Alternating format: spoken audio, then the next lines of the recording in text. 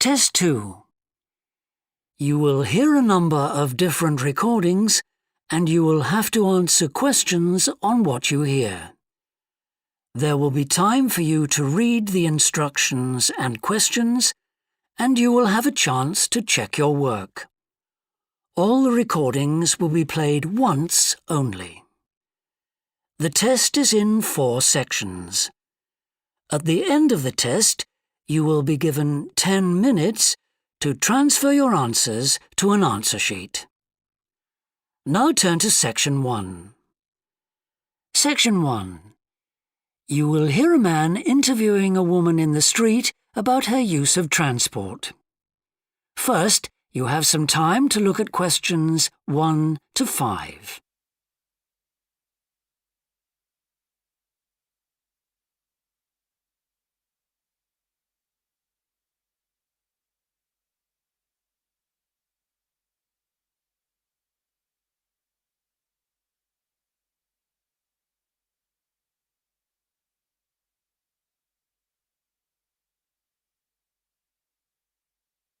You will see that there is an example that has been done for you.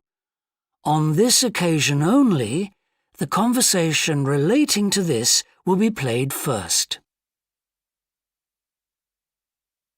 Excuse me? Yes? I wonder if you could spare a few minutes to do a survey on transport. It won't take long. No, that's fine. Oh, lovely. The survey is on behalf of the local council. They'd like to know about what transport you use and any suggestions for improvement. Can I start by asking you how you travelled to town today? Sure, I came on the bus. The woman travelled to town by bus, so bus has been written in the space. Now we shall begin. You should answer the questions as you listen, because you will not hear the recording a second time. Listen carefully and answer questions 1 to 5. Excuse me? Yes? I wonder if you could spare a few minutes to do a survey on transport. It won't take long. No, that's fine. Oh, lovely. The survey is on behalf of the local council. They'd like to know about what transport you use and any suggestions for improvement. Can I start by asking you how you travelled to town today? Sure, I came on the bus. Great. Now, can I get a few details about yourself? OK. What's your name? It's Louisa. Yes. Hardy. Can you spell that, please? Yes, it's Hardie. Great, thanks. And can I have your address? It's 19 Whitestone Road. Oh, right, I know that area. It's Bradfield, isn't it? That's right. Is the postcode GT7? It's actually GT8 2LC. Great. And could I ask what your job is? Are you a student? I've actually just finished my training. I'm a hairdresser. Oh, right. And one more question in this section. What is the reason for you coming into town today? Actually, it's not for shopping today, which would be my normal reason, but to see the dentist. Right. Thanks. Before you hear the rest of the interview, you have some time to look at questions 6 to 10.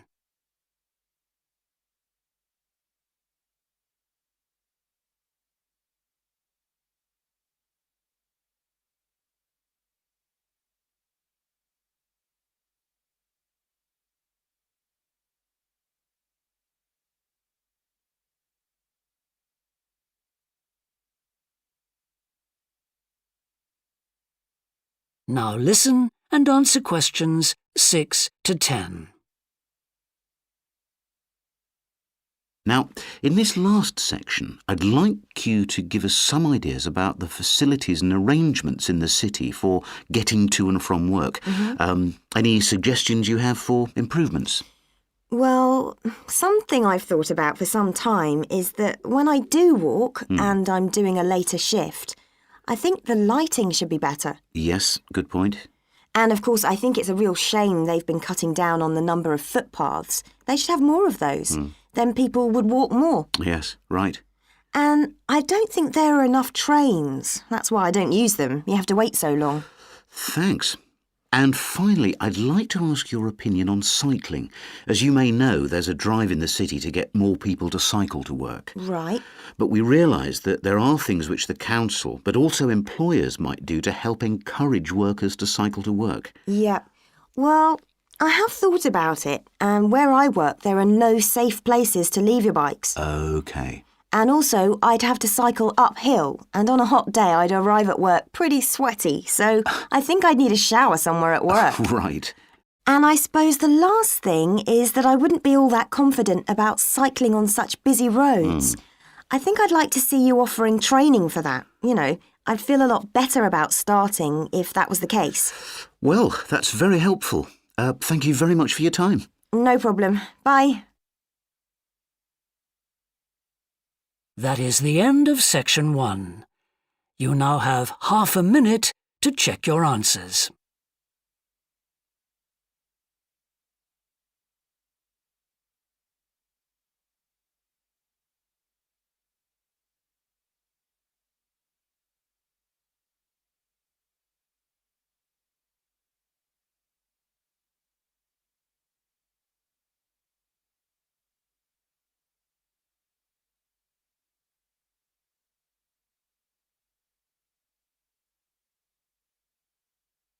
Now turn to section 2.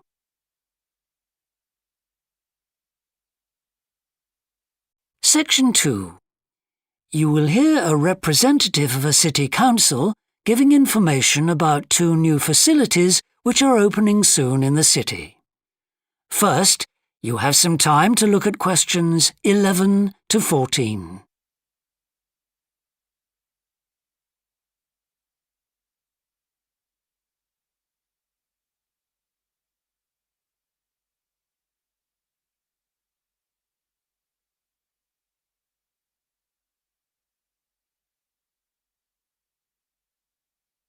Now listen carefully and answer questions 11 to 14. Good morning. I'm very pleased to have this opportunity to say a little about 2 exciting new developments in the city: the Brackenside open-air swimming pool and the Children's Adventure Playground in Central Park. As many of you may know, the idea for these initiatives came from you, the public, in the extensive consultation exercise which the City Council conducted last year. And they have been realised using money from the SWRDC, the South West Regional Development Commission. First of all, Brackenside Pool. As many of the older members of the audience will remember, there used to be a wonderful open-air pool on the seafront 30 years ago, but it had to close when it was judged to be unsafe. For the design of this new heated pool, we were very happy to secure the talents of internationally renowned architect Ellen Wendon, who has managed to combine a charming 1930s design, which fits in so well with many of the other buildings in the area, with up-to-the-minute features such as a recycling system, the only one of its kind in the world, which enables seawater to be used in the pool. Now, there's been quite a bit of discussion in the local press about whether there would be enough room for the number of visitors we're hoping to attract, but the design is deceptive, and there have been rigorous checks about capacity. Also, just in case you were wondering, we're on schedule for a June the 15th opening date, and well within budget. A testimony to the excellent work of local contractors Hickman's. We hope that as many people as possible will be there on June the 15th. We have engaged award-winning actress Coral White to declare the pool open, and there'll be drinks and snacks available at the poolside. There'll also be a competition for the public to decide on the sculpture we plan to have at the entrance. You will decide which famous historical figure from the city we should have. Before you hear the rest of the talk, you have some time to look at questions 15 to 20.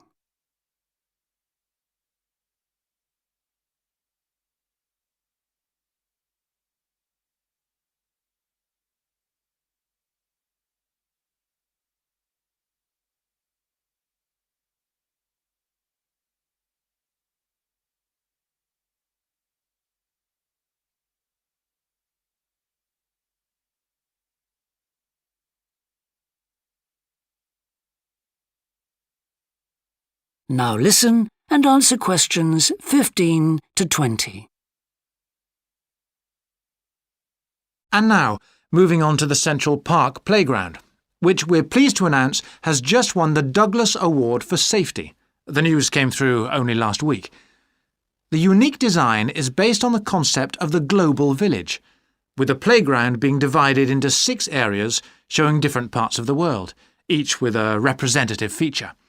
For example, there is a section on Asia, and this is represented by rides and equipment in the shape of snakes, orangutans, tigers and so on, fauna native to the forests of the region. Moving south to the Antarctic, we couldn't run to an ice rink, I'm afraid, but opted instead for climbing blocks in the shape of mountains. I thought they could have had slides for the glaciers, but the designers did want to avoid being too literal. Then on to South America, and here the theme is El Dorado, games replicating the search for mines full of precious stones. And then, moving up to North America, here there was considerable debate. I know the contribution of cinema and jazz was considered, but the designers finally opted for rockets and the International Space Station. Eastwards to Europe then, and perhaps the most traditional choice of all the areas, medieval castles and other fortifications. Then last but not least, moving south to Africa, and a whole set of wonderful mosaics and trails to represent the great rivers of this fascinating and varied continent. Now, the opening date for our global playground is the 10th of July, and again, we'd love to see you there. So, make a date and come and see this magnificent, original new amenity right in the heart of the city. That is the end of section 2. You now have half a minute to check your answers.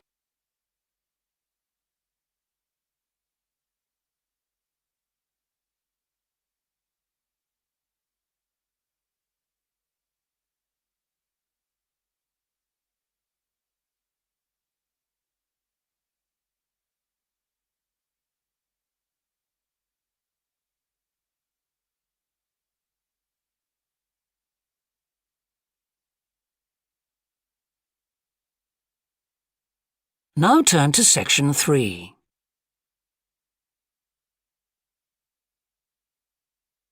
Section 3. You will hear 2 anthropology students called Victor and Olivia discussing their joint presentation about a Norwegian explorer called Thor Heyerdahl. First, you have some time to look at questions 21 to 24.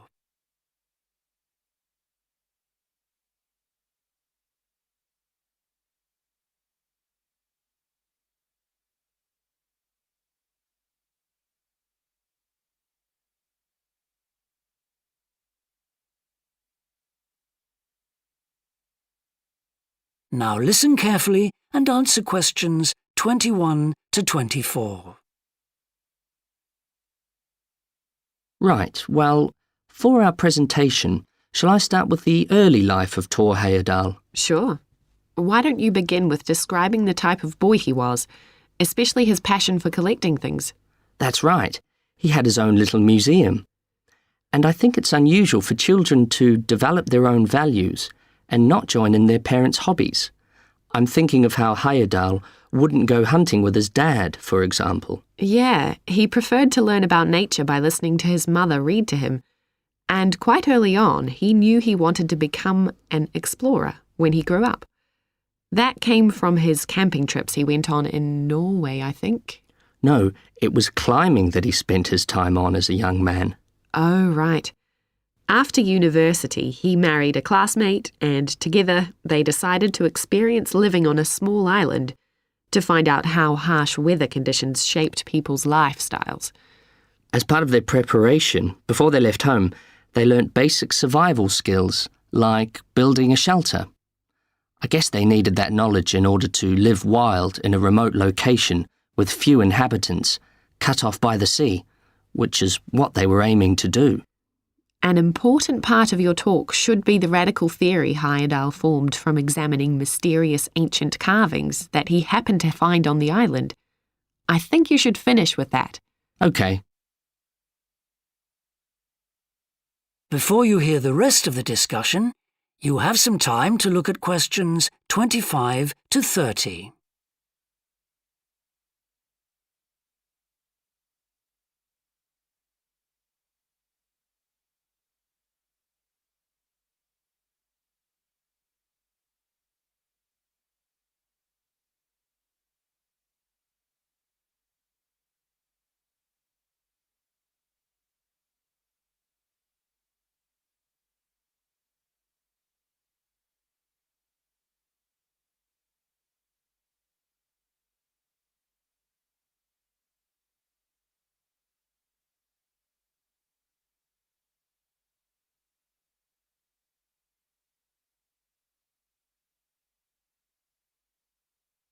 Now listen and answer questions 25 to 30. All right, Victor, so after your part, I'll talk about Thor Heyerdahl's adult life, continuing from the theory he had about Polynesian migration. Up until that time, of course, academics had believed that humans first migrated to the islands in Polynesia from Asia in the west. Yes, they thought that travel from the east was impossible because of the huge empty stretch of ocean that lies between the islands and the nearest inhabited land. Yes, but Heyerdahl spent ages studying the cloud movements, ocean currents, and wind patterns to find if it was actually possible. And another argument was that there was no tradition of large shipbuilding in the communities lying to the east of Polynesia.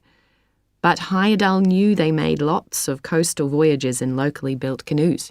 Yes, or sailing on rafts, as was shown by the long voyage that Heyerdahl did next. It was an incredibly risky journey to undertake. Sometimes I wonder if he did that trip for private reasons, to show others that he could have spectacular adventures. What do you think, Olivia? Well, I think it was more a matter of simply trying out his idea, to see if migration from the east was possible. Yes, that's probably it. And the poor guy suffered a bit at that time because the war forced him to stop his work for some years. Yes. When he got started again and planned his epic voyage, do you think it was important to him that he achieve it before anyone else did? I haven't read anywhere that that was his motivation.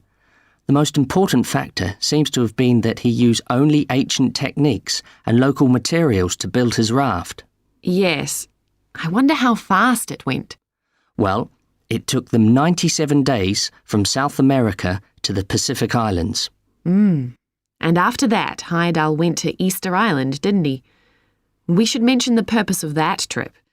I think he sailed there in a boat made out of reeds. No, that was later on in Egypt, Olivia. Oh, yes, that's right. But what he wanted to do was talk to the local people about their old stone carvings and then make one himself to learn more about the process. I see. Well, what a great life. Even though many of his theories have been disproven, he certainly left a lasting impression on many disciplines, didn't he? To my mind, he was the first person to establish what modern academics call practical archaeology.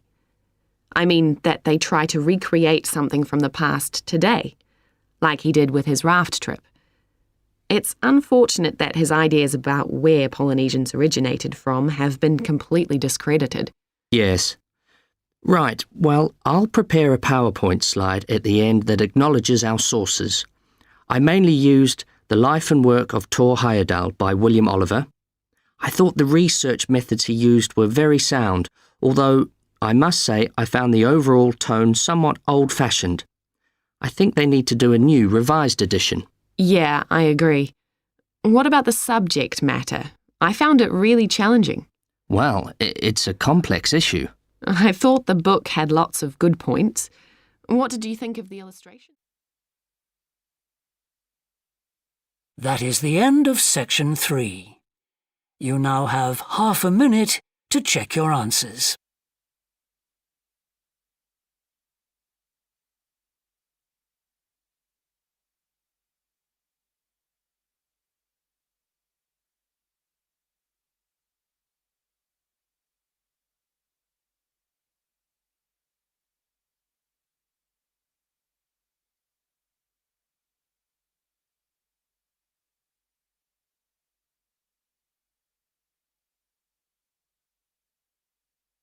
Now turn to Section 4.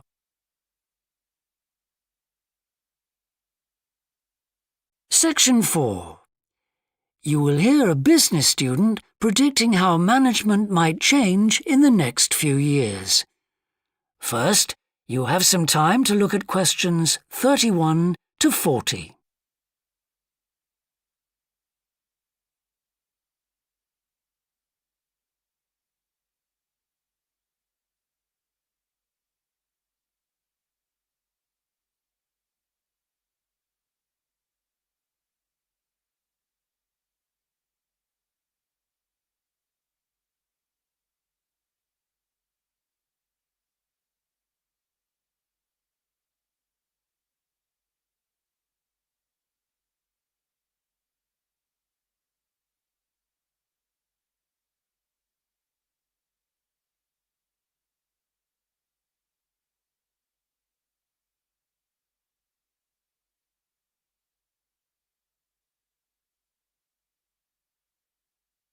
Now listen carefully and answer questions 31 to 40.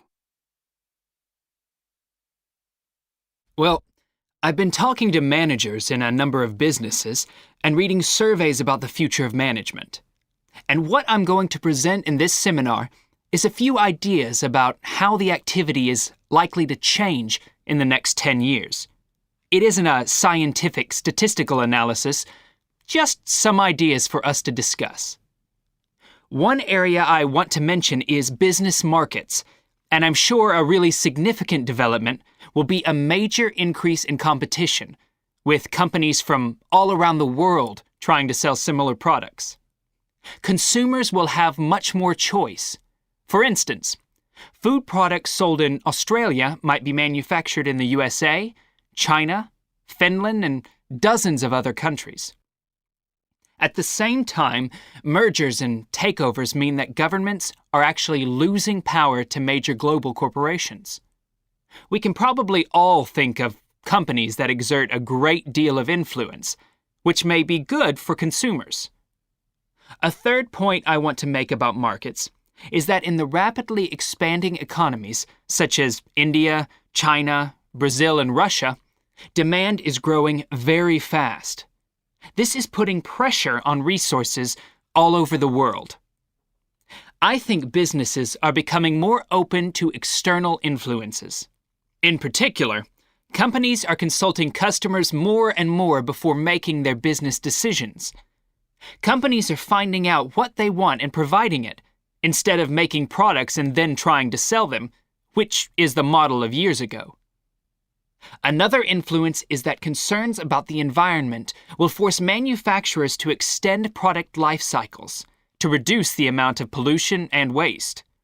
And, in some cases, regulation will need to be strengthened. Many societies are much more fluid and democratic, and the structure of companies is changing to reflect that. I think we're going to see a greater emphasis within companies on teams created with a specific project in mind. And when they're completed, the teams will be disbanded and new ones formed. More and more people see work as simply one part of their lifestyle, and not the most important one. And as the workforce is shrinking in some countries, businesses are having to compete for staff instead of being able to choose among a lot of applicants. Typical examples that will attract and retain staff are traditional ones like flexible hours and, something that has been made possible by advances in technology, remote working, with people based at their home, abroad, or almost anywhere they choose.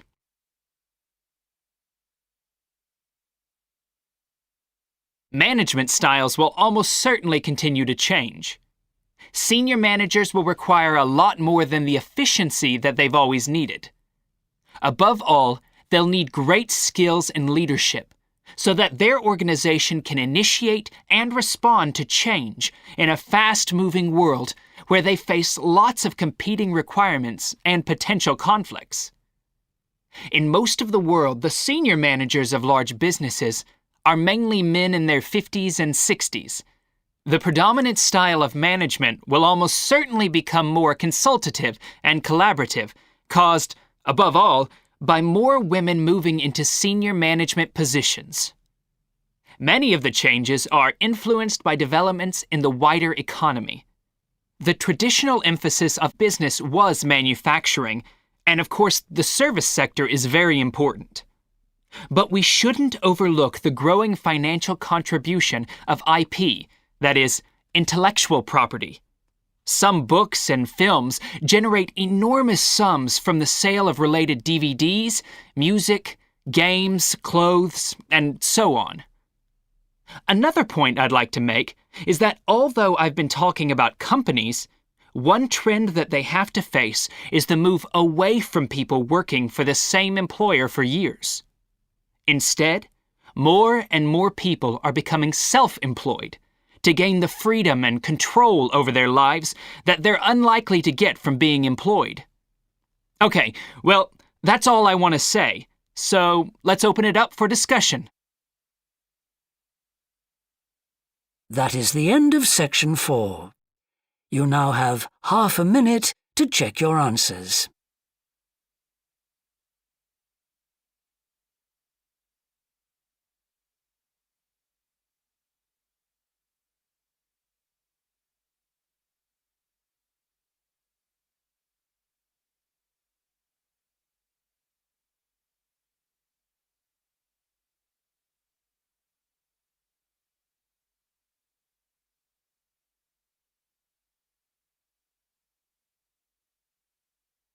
That is the end of the listening test. In the IELTS test, you would now have 10 minutes to transfer your answers to the answer sheet.